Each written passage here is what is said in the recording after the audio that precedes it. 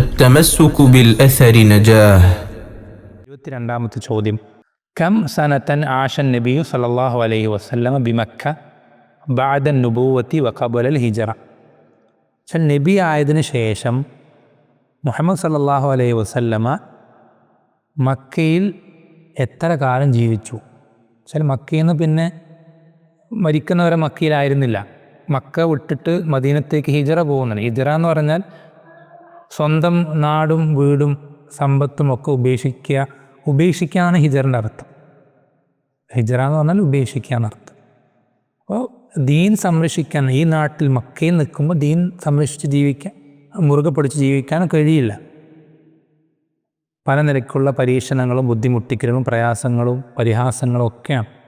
അപ്പോൾ അതുകൊണ്ട് ദീൻ കൃത്യമായി ജീവിക്കാൻ പറ്റുന്നൊരു നാട്ടിലേക്ക് സ്വന്തം നാടൊക്കെ ഉപേക്ഷിച്ച്, ആ ഉപേക്ഷിക്കുന്നതിന് ഹിജറ എന്ന് പറയാം. അങ്ങനെ നാട് വിട്ട് മറ്റൊരു നാട്ടിലേക്ക് പോവാം. അപ്പം അങ്ങനെ നബി സല്ലല്ലാഹു അലൈഹി വസല്ലം ഹിജറ മദീനത്തേക്ക് പോയി. അപ്പം അങ്ങനെ മദീനത്തേക്ക് പോകുന്നതിന് മുമ്പ് മക്കയിൽ നബി ആയതിനു ശേഷം എത്ര കാലം ജീവിച്ചു, എത്ര വർഷം ജീവിച്ചു? അതാണ് ചോദ്യം. ഉത്തരം എന്താ? 13 സന. 13 സന, അത് 13 വർഷം. 13 വർഷമാണ് നബി സല്ലല്ലാഹു അലൈഹി വസല്ലമ മക്കയിൽ നുബുവത്തിന് ശേഷം. അതിനു മുമ്പ് 40 വർഷമുണ്ട്. അപ്പോൾ 40ഉം 13 53 വയസ്സുള്ളപ്പോഴാണ് നബി സല്ലല്ലാഹു അലൈഹി വസല്ലമ ഹിജറ പോകുന്നത്. അപ്പോൾ ഈ 13 വർഷം നമ്മൾ ശ്രദ്ധിക്കണം. നബി സല്ലല്ലാഹു അലൈഹി വസല്ലമ മക്കക്കാർക്ക് ദഅവത്ത് ചെയ്ത റസൂലിൻ്റെ ദൗത്യം എന്താ? ഏറ്റവും പ്രധാനപ്പെട്ട ദൗത്യം മറ്റുള്ളവർക്ക് ദീൻ പഠിപ്പിച്ചു കൊടുക്കാന്നുള്ള, അള്ളാഹ് എത്തിച്ചു കൊടുക്കുന്ന വഹി ആ ജനങ്ങളിലേക്ക് എത്തിച്ചു കൊടുക്കുക എന്നുള്ളതാണ് റസൂലിൻ്റെ ദൗത്യം. റസൂലിൻ്റെ ഏറ്റവും പ്രധാനപ്പെട്ട ജോലി അതാണ്. അള്ളാഹ് എന്താണ് വഹിയായിട്ട് റസൂലിന് പഠിപ്പിച്ചു കൊടുക്കുന്നത് ജിബ്രീലിലൂടെ, ആ വഹി എന്ത് ചെയ്യുക? റസൂല് ജനങ്ങൾക്ക് എത്തിച്ചു കൊടുക്കുക.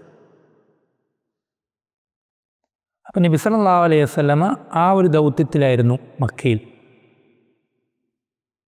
നമ്മൾ ശ്രദ്ധിച്ച് നോക്കിയാൽ, ചരിത്രത്തിൽ ഗ്രന്ഥങ്ങൾ നോക്കിക്കഴിഞ്ഞാൽ, സ്വഹീഹായ ഹദീസുകൾ പരിശോധിച്ച് കഴിഞ്ഞാൽ നമുക്ക് മനസ്സിലാക്കാൻ സാധിക്കുന്നൊരു വസ്തുത, നമ്മൾ ശ്രദ്ധിക്കേണ്ട ഒരു കാര്യമാണ്. നബി സല്ലല്ലാഹു അലൈഹി വസല്ലം ഈ 13 വർഷക്കാലം മക്കയിൽ ജീവിച്ചിട്ട് അതിലെ 13 വർഷത്തിലെ 10ാമത്തെ വർഷത്തിലാണ് നബി സല്ലല്ലാഹു അലൈഹി വസല്ലമയ്ക്ക് 5 നേരത്തെ നിസ്കാരം നിർബന്ധമാക്കുന്നത് 10ാമത്തെ വർഷത്തിലാണ്.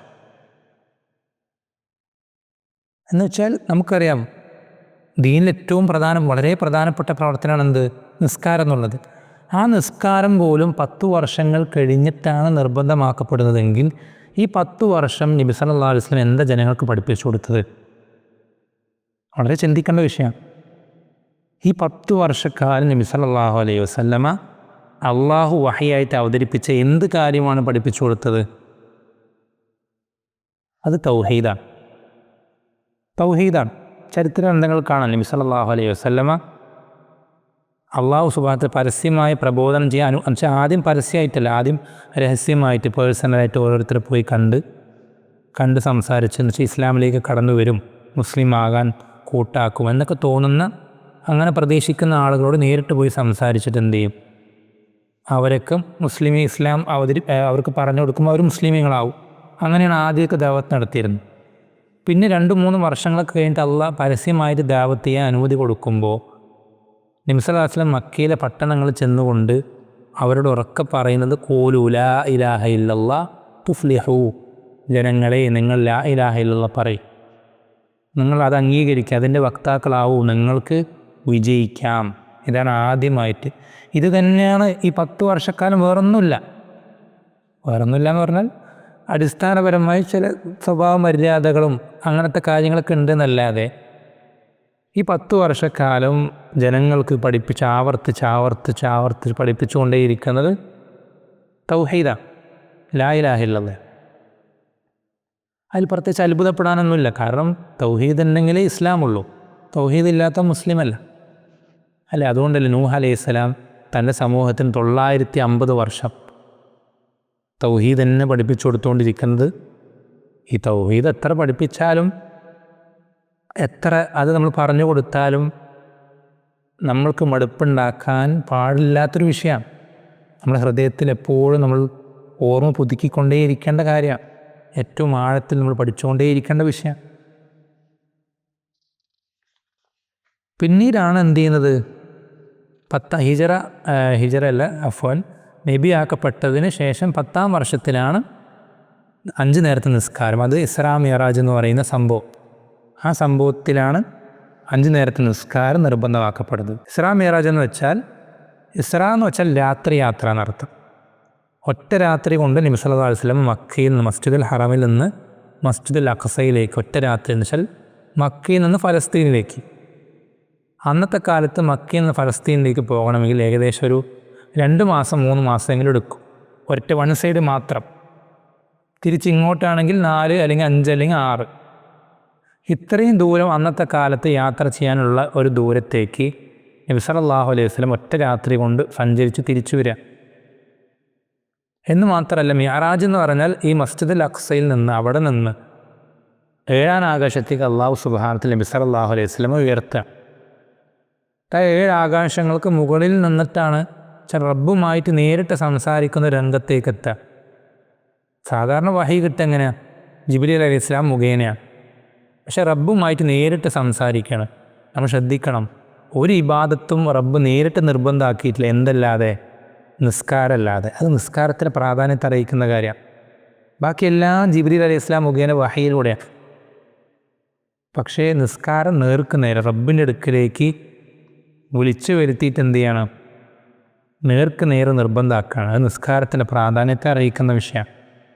അങ്ങനെ തിരിച്ച് 7 ആകാശത്താഴെ സാധാരണഗതി പഴയതുപോലെ മക്കയിലേക്ക് തിരിച്ചെത്തി നബി സല്ലല്ലാഹു അലൈഹി വസല്ലം മക്കക്കാരോട് ഈ വിഷയങ്ങൾ പറയുമ്പോൾ ഉണ്ടായതൊക്കെ നമ്മൾ നേരത്തെ വിശദീകരിച്ചതാണ്.